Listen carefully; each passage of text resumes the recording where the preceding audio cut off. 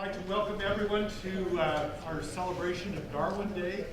We are really privileged to have a world-class presenter with us today in Dr. David Carrier he's at the University of Utah, so just up the road, but it's nice to have him that close where he can come down very easily because he's a very popular and very well-known speaker at many places. And some of you may know, by the way, I'm Daniel Fairbanks, the Dean of the College of Science and Health, and evolutionary genetics is my specialty. And a couple of years ago, I wrote a book about evolution and included Dr. Carrier's work in it. And this was the first time that I've had a chance to meet him personally. We'll have a great chance to hear from him about it. But he is a leading expert on the evolution of human anatomy and particularly what it is for us to be upright rather than using all fours for moving around, and also on how the anatomy of running and walking and running has evolved, and has done some really remarkable research on that.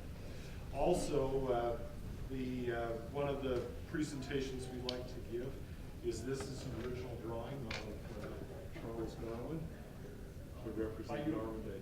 Yes, you're Darwin. Thank you very much. So, I'd like to have you accept that as our gift. And without any further ado, Dr. Ray, thanks very much.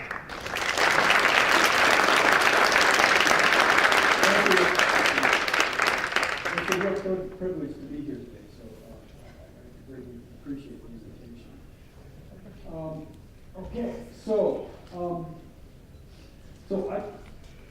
I started out in my career looking at biomechanics, really locomotion in a variety of vertebrates. And I have spent some time thinking about locomotion and foraging in humans, but what I'm going to talk to you today about is work that we've been focused on during the past decade that addresses a relatively controversial subject. We're using the biomechanics of the human musculoskeletal system to ask this question: did human nature always have a dark component to it? And it's controversial. It turns out, and I've been slow to really realize this, but for many people there's an upsetting, sort of unnerving component to what I'm going to talk about. And the real question is driven by a basic desire to understand what type of animals we are. Where did we come from? What does our evolutionary history have to tell us about who we are as a species? And we're asking about the past. We're asking whether or not, as many anthropologists and social scientists believe today, our ancestors were primarily peaceful and cooperative, or if the world in which we live was characterized by fear, aggression, and violence. So, in asking this question, we're revisiting a very old hypothesis. Well, it's not that old, it's fairly old. That was first proposed by Raymond Garth back in the early 50s. He was a South African anatomist. He's the guy who first realized that Australopithecines were fully bipedal. So he more or less came up with the whole concept of the first bipedal apes, the Australopiths. The other thing he did, the other thing he's noted for is this killer ape hypothesis. And the idea there is that aggression was an important part of our past. And the component of it is that violence and aggression is part of our psyche, part of our nature. He proposed this hypothesis shortly after World War II, a period where anthropologists and social scientists were basically turning their backs on the study of aggression, on the study of violence. And so his killer ape hypothesis really didn't have much standing. It didn't get a lot of attention other than ridicule. But during the past few decades, evolutionary geneticists, human geneticists, archaeologists, and folks who are interested in the evolution of human behavior have started to find reasons to believe that our past was not always peaceful. Okay, so those folks recently, we're really talking about the past 10 to 20 years, have also met with a lot of resistance, the kind of resistance that Darwin's encountering. It's just in terms of people responding very critically to what they were suggesting. And I've struggled to understand why our work has turned out to be as controversial as it is. And I think part of it, there's multiple components to it, but part of it is that there is a fear that an evolutionary basis for an emotion or for a behavior somehow provides a justification for that behavior. And I don't think there's really any reason to think that. There's lots of examples historically of evolutionary explanations being used to justify atrocities, to justify genocide, slavery, exploitation. But at the same time, this fear gets in the way of understanding, gets in the way of exploration and understanding who we are. And I think ultimately that gets in the way of us making the world a better place. So if you have some concerns, as many people do, that exploring and understanding what may be the dark side of human nature is something that maybe we don't want to do, I'd ask you to keep two things about evolution in mind. The first is that there are many cases where our evolutionary past conflicts with modern lifestyle. If it turns out that evolution has set us up, has given us emotions and instincts that tend to push us towards behavior, violent or aggressive behavior in certain situations, that doesn't necessarily mean we need to follow those instincts and emotions. An example with modern health, which I think you're all familiar with. An evolutionary explanation for why the molecule fructose tastes sweet and why that molecule leads to weight gain is not justification for succumbing to type 2 diabetes and obesity. So that's the first point. And the second point, which I think is actually more important, in some ways very simple, is that the goal of natural selection has always been reproductive fitness, right? It's not happiness.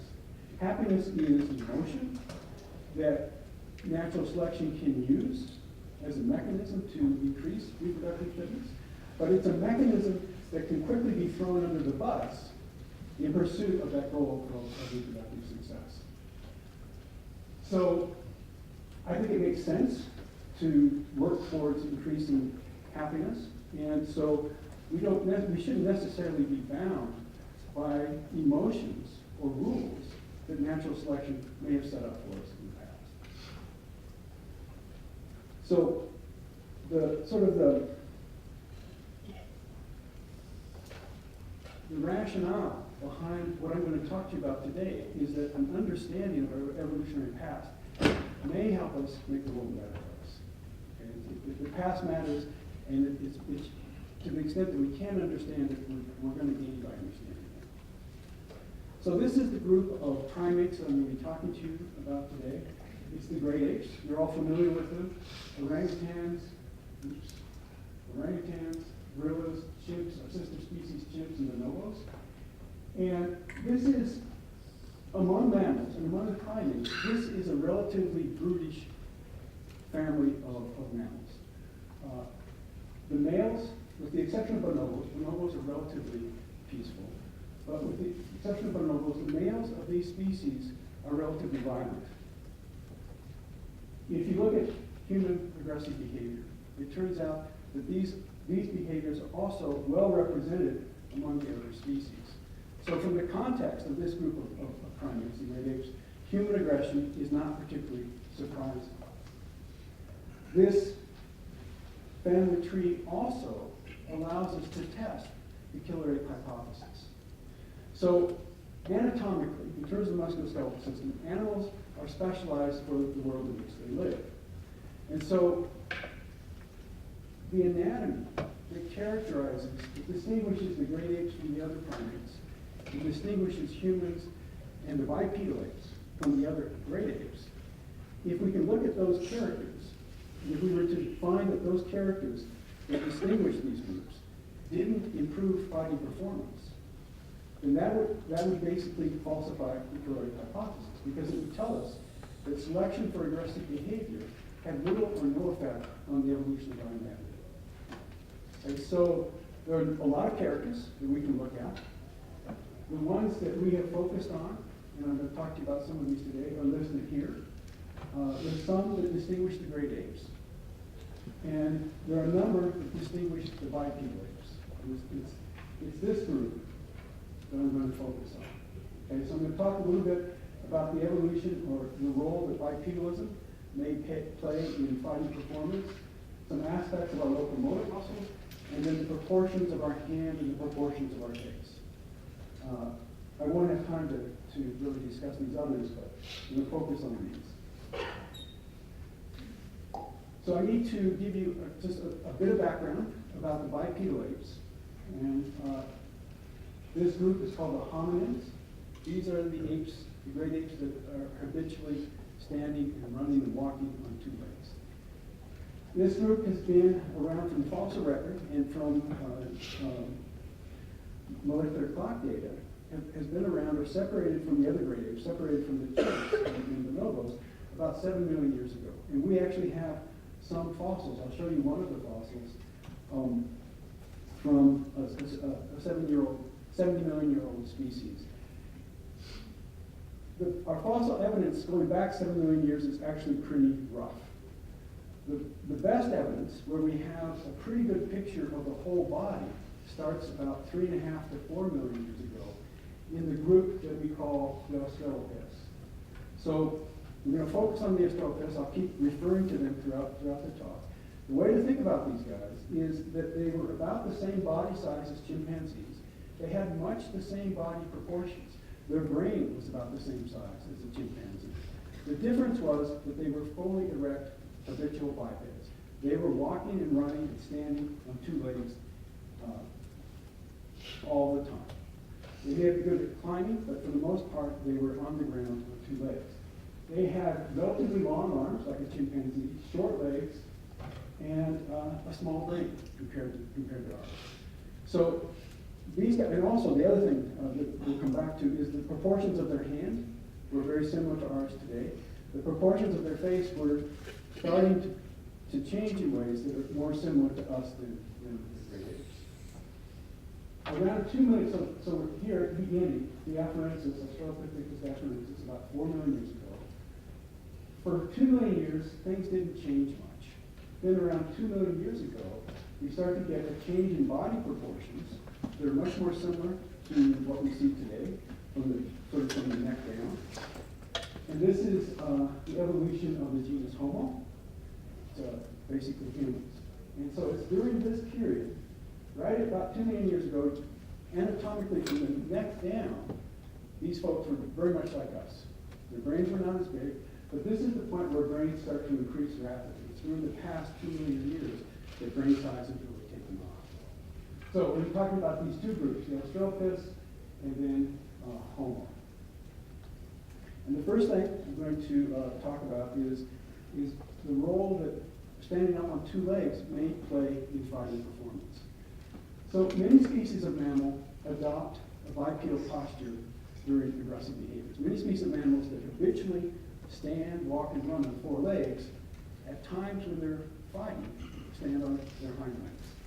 So cats and dogs do this, bears, horses, many species of rodents, many species of primates, and all of the great apes stand bipedally, at least some of the time when they're fighting. And the simple explanation is that standing on two legs allows you to use your forelimbs to strike and manipulate an opponent. So that's clearly true. But we think there may be more to it than that. And that is that it's illustrated with this galloping thoroughbred. When the forelimbs of that thoroughbred touch down, they'll be on the ground for less than 1/10 of a second. And the peak force they apply to the ground will be 2.5 times each limb, 2.5 times the body weight of the animal. So they're applying incredibly high forces very rapidly to the ground. And that makes sense, right? That animals, quadrupedal animals that run around on four legs, their body is organized to apply forces to the ground. to do work against gravity directed at the ground. And so the simple idea is that by standing up on two legs, an animal can direct the power of its locomotor system at an opponent. Okay? So that's the idea, and there's simple predictions that come out of that in terms of striking performance. And so we did a simple experiment with human subjects. It'd be better to do this with chimpanzees or some other quadruped, but it's much harder. This was the simplest way to go. We built a transducer, which is basically a pendulum on a fulcrum right here. And the subjects would strike one arm of the pendulum, here are the weights that gave the pendulum inertia. And so we know the inertia, the rotational inertia of this thing, and we know if we measure the velocity at which it swings, we can calculate the kinetic energy. We can calculate the work done by the subject on the transducer during the strike. And so we had subjects, this is very simple experiment, we had subjects strike as hard as they could when they were standing, and also when they were in more of a quadrupedal posture, down on one of their forelimbs and the knees. And the prediction was that we'd be able, because we had a greater range of the locomotor motion, think of it for an ape as the climbing motion of the forelimb, because we have a greater range of that when we stand upright, that there would be more energy imparted to the transducer in the upright posture, the bipedal posture. And that's in fact what we found, that there was a significant increase in the energy applied to the transducer when the subject was standing upright and when they were on floor. So there's the mechanical performance advantage in bipedal posture. Another prediction had to do with the energy that an individual could apply striking down versus striking up. And I don't have time to go through the physiology associated with this, but again, it comes out of what limbs and muscles do in an animal that's running on four legs. And again, you can also think about this in an animal that's specialized for climbing trees, right? The expectation is the muscles that hold the body up when we climb are going to be stronger than the muscles that lift the arm up. And so we were predicting that striking down would produce much larger energies than striking up. More work. And it turns out that that's true. The energy associated with striking down is 2.3-fold greater when subjects are striking down than when striking up. And the point here is that by standing upright, you're in a better position to strike down than you are when you're on four legs. Okay, so there are performance advantages associated with bipedal posture in aggressive behaviors. And the evolution of bipedalism probably has more hypotheses, more functional hypotheses for the evolution of this trait than any other trait. There's many of them. I've listed several here that I think probably have more merit than others. One of the ones, and I've argued this myself in the past, that there's been a lot of different versions of a locomotor advantage. Being up on two legs provides a locomotor advantage. Well, I think with confidence now, we can say it probably didn't in the beginning. Okay? When you're thinking of going from an animal like a chimpanzee to an early hominin, Australopithecus, almost certainly everything we've looked at that stage in the beginning doesn't provide an advantage. We have advantages now, but those advantages in terms of thermal regulation, acid-base balance, in terms of the economy of walking, advantages in modern humans, but those we're pretty sure could not have been there when bipedal posture originally was. Other hypotheses that have some standing are arboreal foraging efficiently in trees, thermal regulation in a hot environment, carrying. There's a lot of different versions of carrying tools, provisioning females, carrying babies. Those all, I think, have merit and standing. But to this list, in terms of performance advantages that may have played a role at some level, we have to add male-male aggression or fighting. Okay, so here's the first character. and it does appear to provide a significant performance advantage towards aggressive, in terms of aggressive behavior. The second thing I want to talk about are a couple of studies we've done on our locomotor muscles. And we can use locomotor muscles to ask this question: what is our musculoskeletal system specialized for? We come from a long lineage of hunter-gatherers that have a very large foraging range. So it would make sense that we were good at walking and running, and we are. We are exceptionally economical when we walk. There's probably no other species for our size that is as economical in walking than we are. The other thing we're good at, and it's what these fellows are doing, is endurance running. We're not fast compared to other mammals, but we're exceptionally good at running long distances, particularly if we're running in the heat. So it makes, I think it's sort of obvious to think of this musculoskeletal system as being specialized for locomotion. Right? At some level, it's true. But is that all that's going on? And so the question I want to ask in these two studies that I'm going to show you is, are our locomotor muscles actually evolutionarily specialized for locomotion? And we need to start with some background. This is a seminal study that was done in the late 70s, early 80s, published by Don Hoyt and Dick Taylor. And what they did was compare, using horses, compare the running speed to what we call the cost of transport, which is measured as the oxygen consumption to move a given distance, to move a meter, to move a kilometer. So this is the energetic cost to move a given distance versus speed for the different gaits that horses use. Here are the data for the walk, the trot, and the gallop. And what they found, and they knew they were going to find this, but they wanted to demonstrate it, was that there is an optimal speed at which the cost to move a given distance is minimized. Okay? This appears to be true for all stressor organisms that have been looked at, including humans. And we know, or we think we understand why this occurs, why there's a given speed at which the cost to travel a given distance is minimized. And we hypothesized, that this would also occur for individual muscles. So the cost of transport is largely a function of the cumulative metabolic rates of the muscles that produce the locomotion. Metabolic rate of individual muscle per distance traveled we predicted to be minimized at an intermediate speed, both for both walking and running. And yet, if the economy of locomotion is important, and there really is an optimal speed for each muscle, then we expect the different muscles to be tuned to the same walking or running speed. So if economy matters, right, if it matters to be an economical walker if you're a hunter-gatherer, then you want all the muscles associated with walking to be working at their optimal speed, but that speed to be the same for all the muscles. That would be the way to be most economical, whether you're walking or running.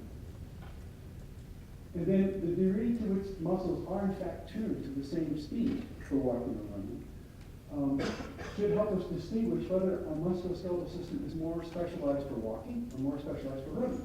So among biomechanists that are interested in human locomotion, there's a debate right now.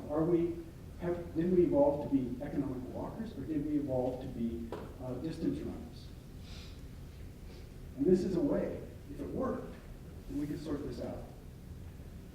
But as I mentioned, we're exceptionally economical when we walk, so we expected that we'd see greater tuning to a particular speed during walking rather than during running.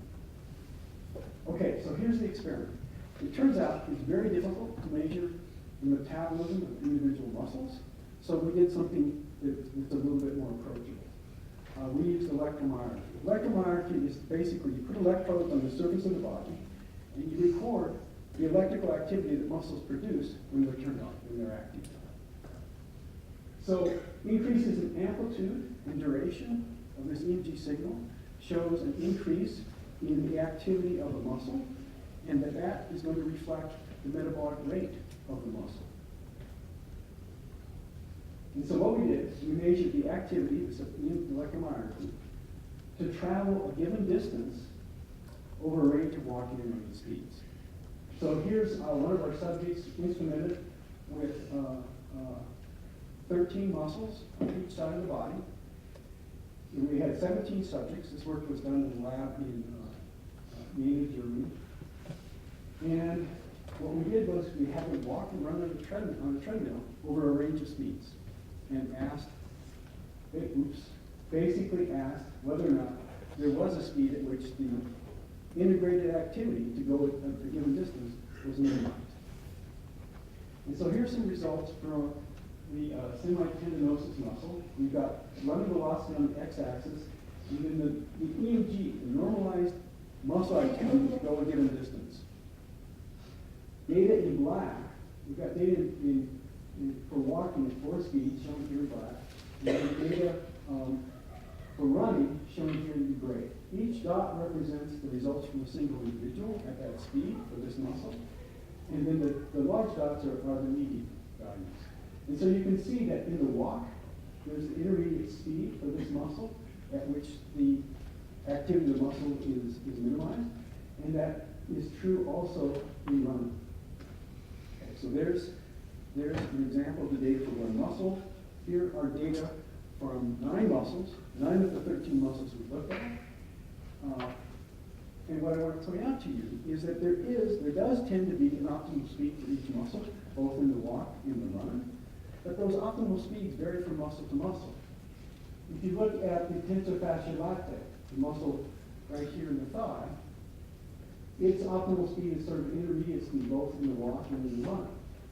But the gluteus maximus has an optimal speed at relatively low speeds, whereas the gastrocnemius and the vastus lateralis have optimal speeds that are high.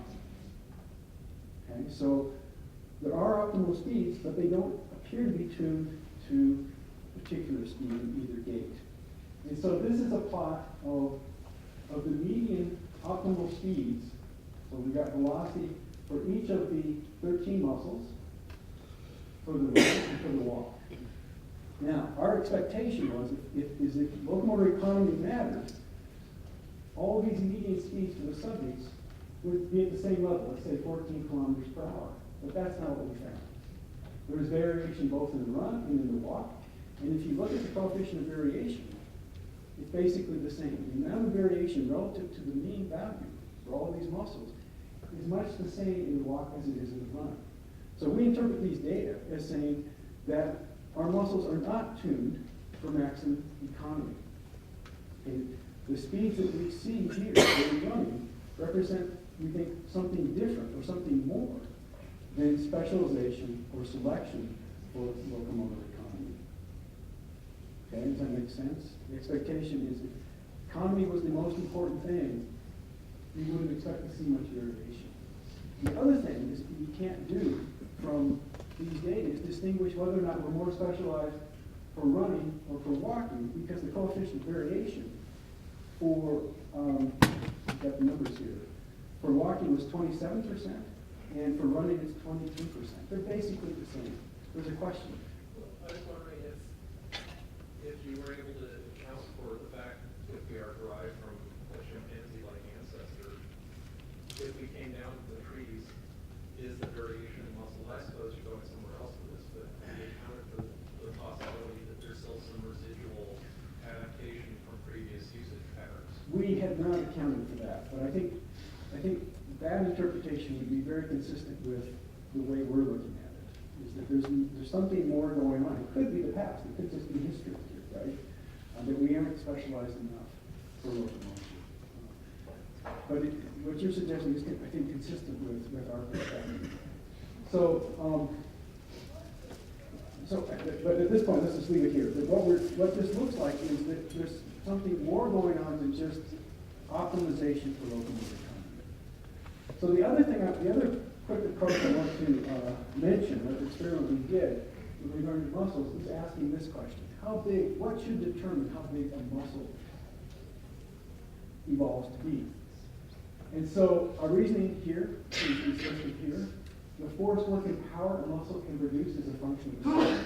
Bigger muscles produce bigger forces and can do work at higher rates. But large muscles have cost, right? They're expensive to maintain, they're expensive to transport, and their inertia limits acceleration. So we would expect that natural selection can be expected to result in muscles that are large enough to achieve the necessary maximum performance, but not larger than that. And if this is true, the behaviors that elicit the highest levels of muscle recruitment, muscle activity, EMG activity, from a given muscle are likely the behaviors that influence the evolution of that muscle's size. Okay, so the idea is here we can look at a lot of different behaviors, ask subjects to perform at maximal levels, and see which of those behaviors produce maximum recruitment for that muscle. So we're back to our subjects in Germany. In addition to having them walk and run at different speeds, we had them do a number of other behaviors at maximal levels. A set of behaviors that we envision to be associated with performance during aggressive encounters. A set of behaviors which we have already talked about associated with foraging, walking at preferred speed and running at intermediate speed. And then maximum speed running. And so the high speed running here was not quite a sprint, but our subjects were running on at the treadmill speed that they could just barely maintain for 20 strides. So it's close to a sprint as we could get on the treadmill. And then we also had them running at a high speed uphill as well. And actually, I would argue that this high speed running is probably more appropriate for human behavior in terms of aggression than it is for human foraging. Okay, so here are the data, here are the results. We have on the x-axis, horizontal axis, we've got values for each of the 13 muscles we looked at. This is the median recruitment for the different behaviors for all the subjects. And so what you see, first I point out that walking at intermediate speeds and running at intermediate speeds requires very little muscle recruitment. That's not a surprise. We knew that was going to be true.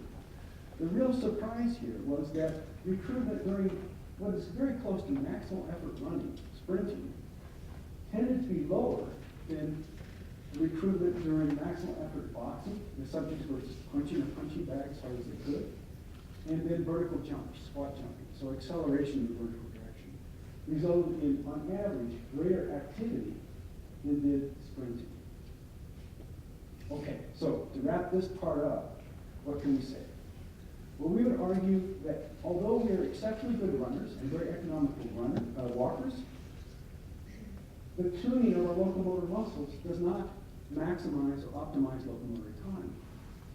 The other thing we would say is that we do other things with our locomotor muscles, and it may be those other things associated with acceleration and jumping or aggressive encounters that actually dictate the evolution of the size of our muscles. Okay, so again, we're seeing evidence in the capacities of our locomotor muscles that are consistent with specialization for aggressive behavior. Okay, so that's what I wanted to say about muscles. I want to move on now to the discussion about the proportions of our hand. Going back, we've got evidence, fossil evidence of hands going back about 5 million years. And what it shows us is that at the same time that our ancestors stood up on their hind legs and became bipedal, they also, more or less at the same time, evolved these hand proportions. That's not to say that their hands are exactly like ours today, but compared to a chimpanzee, the hand proportions of the Australopithecus were much more like modern humans. Okay? At the same time, it's happening at the same time. And what's different in these hands is that the hominins have shorter fingers, shorter palms, and a much bigger, stronger, and more mobile thumb. Now, the standard explanation, the explanation that's been in the literature for 60 years now, is that these hand proportions changed when we stood up on 2 legs and stopped using our hands for locomotion. They changed to increase manual dexterity. Humans have this precision grip between the tips of their thumb and the tips of their fingers, and also between the pads of their fingers. Chimpanzees and gorillas can do this grip, but they can't do this because of the proportions. The other things that chimpanzees and gorillas can't do is the so-called power grip. This is the precision, these are the precision grips. The power grip is this grip, wrapping your thumb and fingers around something like a branch or a rock. Chimpanzees, because they have short, weak thumbs, can't do the power grip, and they're not as good at the precision grips. So the argument has been that the evolution of these hand proportions is about increased manual dexterity. I'm sure that's true, right? Everything humans do, we do with our hands. Right? There's nothing in terms of our musculoskeletal system that's more important than our hands. But the other thing that these hand proportions allow us to do that the great apes can't do is form a fist. The hands of a chimpanzee or bonobo, their fingers are too long, and their thumb is too far away, and it's too short to form this fist. And so what we're suggesting as an additional possible selective factor in the evolution of these hand proportions is specialization hand proportions, evolution of hand proportions that allow the formation of a fist. Allow the formation of taking this very delicate and very important instrument and turning it into a club. Okay, so I can quickly show you what we're talking about. One simple example. If you form a fist, I'd like you to give this a try. Go ahead and form one of your hands. Make a tight fist. With your other hand, push down on your forefinger. Feel how stiff that is. Okay, you do that. The forefinger, the middle finger, very stiff. Now pull your thumb out. Instead of having your fingers tips tucked against your palm, put your fingertips here. So now this is a fist, but it's an unbuttressed fist. It's not buttressed by the thumb. Push down again on those two fingers. The forefinger and the middle finger. The index finger and the middle finger. And you see how much difference there is, how much movement there is in the joints. It's not there in the hands buttressed. So that's all we're suggesting, is that this hand posture allows protection of the hand when it's used for striking. And so we looked at several different hand postures. We did some static tests where we had a displacement transducer so we can measure the mobility of the joints, and then a force transducer. And what we found in tests like this is that buttressing of a clenched fist increases the stiffness of this joint, the metacarpal phalangeal joint, the second finger, fourfold, and more than doubles the ability of the fingers to apply force in the strike. So again, this is consistent with improved fighting performance. We also did a study where we haven't published this yet, but we got the results in, where we measured the strain, the strain in the bones of the hand. The prediction of the hypothesis is that the buttress fist would reduce the strain on the bones of the hand. But to measure strain, you've got to put strain gauges on the bones. You can't do that in live subjects. And so we used cadaver arms. So I'm going to show you some pictures of cadaver arms. I don't think it will be too upsetting. This is our setup, and some of you may recognize this individual, Joshua Lawrence. He is an undergraduate student in my lab, and the son of one of your associate deans. So here's the setup. Basically, we have the arm on a platform, it's buttressed on a platform, and then back here you see there's in this board that's the frame, we have some guitar tuners. We tie lines to the tendons of each of the muscles. They go back to the guitar tuners, and we can change the tension in individual muscles so we can put the hand in different, whatever posture we want. We can, because we've got access to all the muscles to control the fingers and the wrist. And then this whole contraption swings as a pendulum. The hand or the fist punches a mass, a weight that has an accelerometer on it, so we can measure the force of the strike. And with this system, we can instrument individual bones in the hand with strain gauges and measure the strain at the same time we measure the force. Measure the deformation at the same time we measure the force of the strike. And so here's some data from one of our subjects. On the x-axis, we have the force of the strike, the peak force, and we have the strain, or think of it as the deformation, the amount of bending that's occurring in this first, or the second metacarpal, this bone of the hand. And as we predicted, the strain or the deformation is lower when the hand was positioned in a buttress fist than it was positioned in an unbuttressed fist. Okay, so those data are consistent with the performance advantage for an aggression, and we've really got a functional paradox when we think about the hand. Right? Because the hand, as I said, and as you know, is this incredibly important instrument for doing very delicate work. And because it does this delicate work, it has to itself be relatively delicate and vulnerable to injury. But at the same time, the hand is arguably our most important anatomical weapon. And so what we would argue is that what the evolution of these hand proportions means, the significance of these hand proportions, is that it allows us to do both. Have a high level of manual dexterity, but also allows us to protect that very important instrument when we use it as a club. Okay, so we published this this idea in a couple of years ago, and as you might expect, there was a lot of resistance, a lot of criticism. And I want to talk about two of the criticisms, two of the problems that people saw with what we were suggesting. The first is that the hand is simply too delicate to be used as a weapon. And I'm sure there are people in this room right now who are thinking this. And it's true, hands do break when people strike things. When guys get mad and punch a wall, or punch somebody else, punch somebody in the face, sometimes their hands break. The breaks that are most common have a name. They're so common that they do have a name. They're called oops. They're called the walrus fracture, or sometimes it's called the boxer's fracture. And it's usually a break, most times it's actually a break in the fifth metacarpal, but the second most frequent fracture of a hand due to a punch is of the third metacarpal, or the fourth metacarpal shown here. And this happens a lot. Happens so often that there's a general view that hands are just too delicate to be used as fists if you're not trained properly, if you're not wearing a glove. Well, the epidemiology is not consistent with the hand being too delicate. This is a study from Arnes, Denmark. It is a summation of 1,481 assault victims, people who showed up in the emergency rooms in Arnes. And what you see is that, and this is all injuries, not just fractures, but all injuries, is that most injuries that result from fights are on the face. The face is the primary target.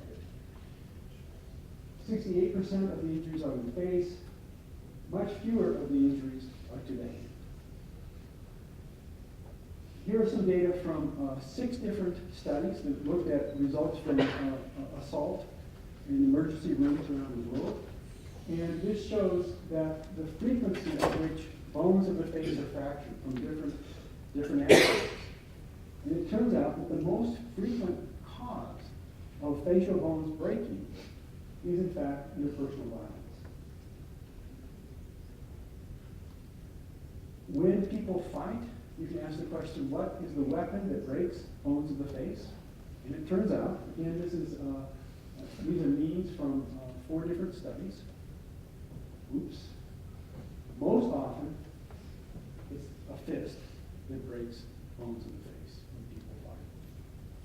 So what we can say is that the hand is an effective weapon, and when humans fight, bones of the face break much more frequently than bones of the hand.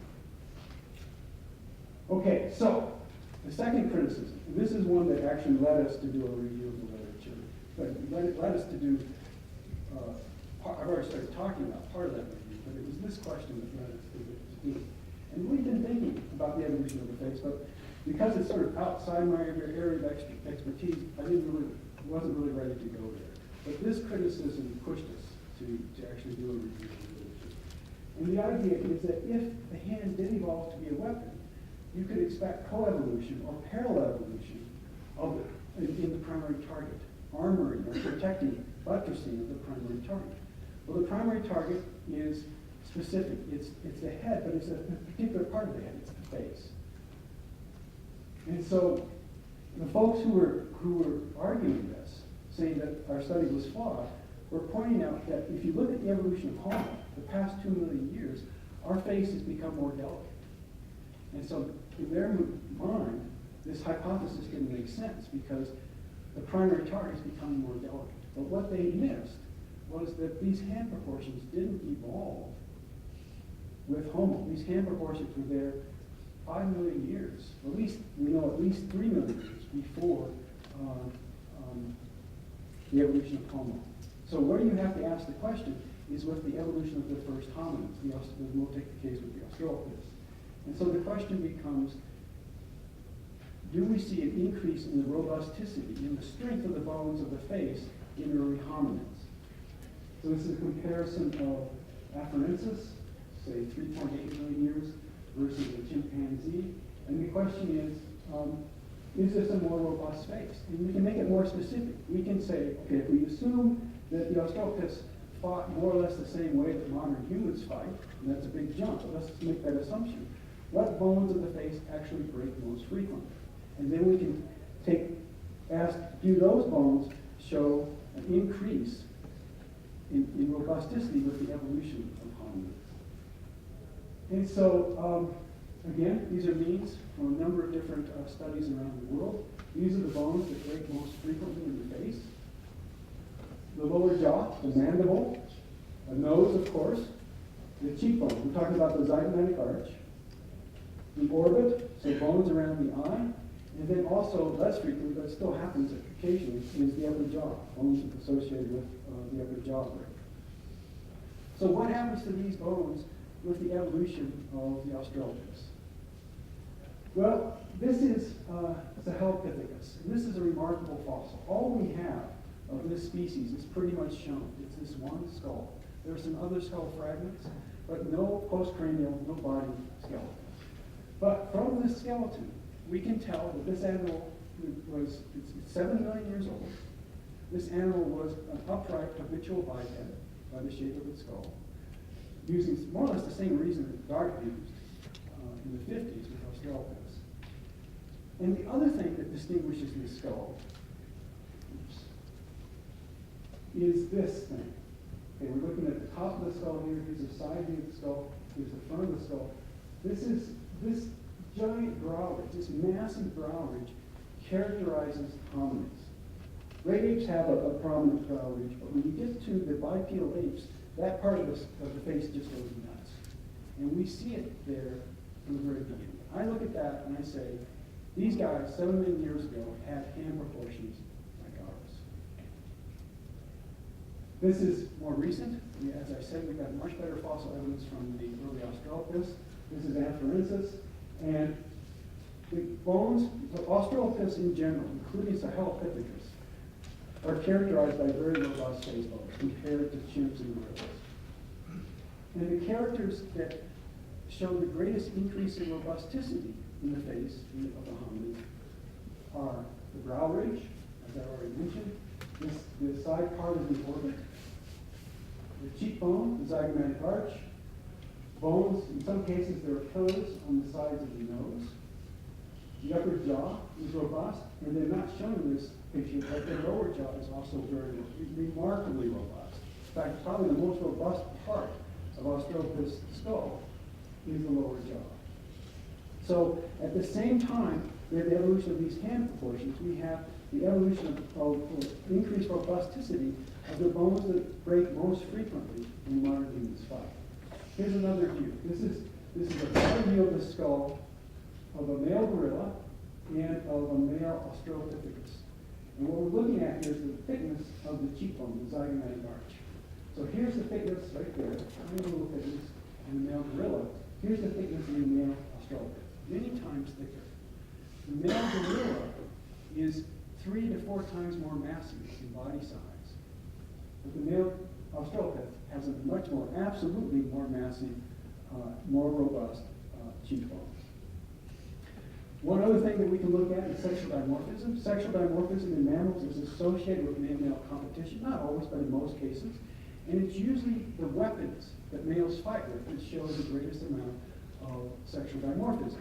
And that's true. If you look at modern humans, And if you look at the great apes, most of the dimorphism, most of the increase or the difference between male and female muscular strength is in the upper body. And so the expectation is that we would see sexual dimorphism in the face. And we do. The most dimorphic part of the Australopithecus body is the face. Much more dimorphic than the back of the skull, the cranium, and it's at least or maybe more dimorphic than the postcranial skeleton as well. So this is true. This isn't true in us as well. The most dimorphic parts of our head in both the Australopithecus and in modern humans are the bones that break when modern humans fight. Okay, so it's these elements which show the greatest sexual dimorphism.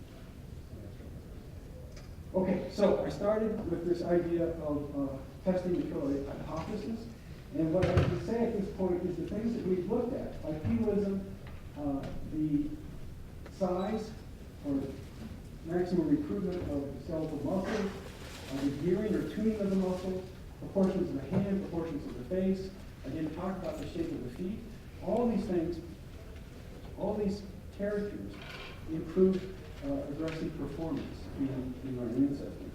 To this list, we can also add sexual dimorphism. I didn't have time to talk about that, but that's also consistent. And so this is the conclusion we have at this point, or the interpretation. The musculoskeletal system is consistent with the killer ape hypothesis. Okay, so I want to end on a more positive note. So I want to quickly talk about some work that's been done by a number of people. Originally, the first person who really has pushed it is an archaeologist named Lawrence Keynote. And then more recently, Steven Pinker has picked up his argument and developed it more. And the idea that both of these individuals and other people as well have argued is that we have become more peaceful with time. And so this is one of Pinker's drafts for homicide. And the line is for Western Europe from 1300 to modern times. The homicide rate was about 40 homicides per 100,000 per year in the 1300s. And it has dropped to somewhere around 1 or 2. The homicide rate for the U.S. is a little bit higher, but it's still much below. Notice that this is a logarithmic scale. The rates here are much lower than the rates here. And so Pinker has shown this pattern for homicide. I'll just read off some of the things. He's looked at slavery, he's looked at torture, lynching, racism, domestic violence, rape, corporal punishment. He's looked at everything he can think of that he can get data for. And the trend is always the same. There's a decrease with time. Lawrence Keeley, the archaeologist, made this point, that the amount of violence in non-state societies, we're talking about hunter-gatherers, basically societies that don't have a government, they don't have a police force, they don't have an army, they don't have a judicial system, they don't have jails. The level of violence in those societies is an order of magnitude greater than it was in the 1300s in Europe. Okay, state societies increase peace and security. So Pinker is arguing that with time, and he's right, with time, humans learn, find ways to be more peaceful, cooperate better, and get along better. So I think there are two things that we need to point out. The first is that what I've argued, and what a number of people from different directions are arguing, is that this at some level, this high level of aggression in the past, is part of human nature. If what I've shown you is real, then this violence goes back to the very beginning. It goes back 7 million years, to the time when we split from the other great apes. It's part of human nature. But the other thing that this graph shows us is it's also part of human nature to find ways to be more peaceful, to reduce violence. And we're doing it. Right? It just happens as a result of education, of finding ways to get along and to be safer. So that's an optimistic point. The other thing to keep in mind is that we're living at the safest time that's ever happened. It's one of the safest places on the planet. If this view I'm painting here is valid, we're living at the safest time of our group of primates, in the safest time in the past 7 million years. Okay, one last point. And I want to return to this idea that happiness is not a goal of natural selection. This is Jimmy Sinji Wangchuk. In 1972, he was 17 years old. He was 16 years old. And in that year, he became the king of Bhutan because his father died of a heart attack. That same year, he started to talk about what his government was going to be characterized by. He was thinking, okay, what kind of king am I going to be? And he argued that he wanted the government of Bhutan to focus on maximizing gross national happiness rather than gross national pride. He was he's a wise guy, right? And he turned out to be a very progressive king. But I think what he was suggesting makes sense, right? We should do everything we can to maximize happiness worldwide.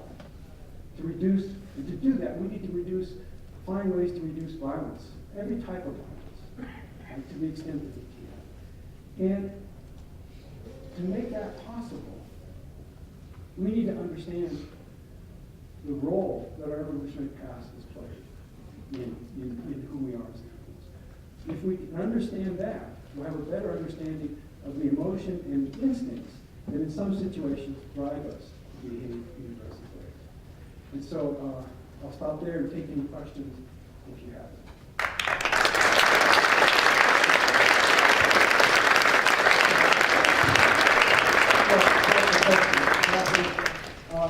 There's JJ.